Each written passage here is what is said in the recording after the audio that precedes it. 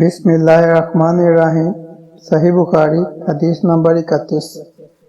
احنف بن قیس نے کہا کہ میں اس شخص حضرت علی رضی اللہ عنہ کی مدد کرنے کو چلا، راستے میں مجھ کو ابو بکر ملے، پوچھا کہاں جاتے ہو؟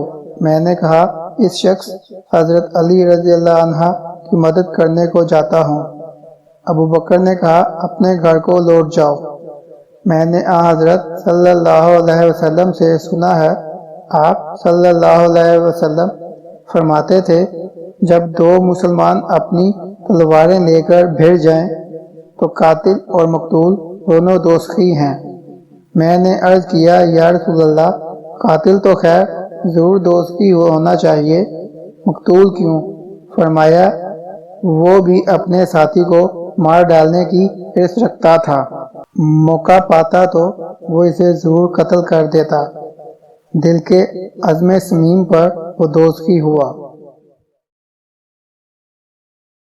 اللهم صل على محمد وعلى آل محمد كما صليت على إبراهيم وعلى آل إبراهيم إنك حميد مجيد اللهم بارك على محمد وعلى آل محمد كما باركت على إبراهيم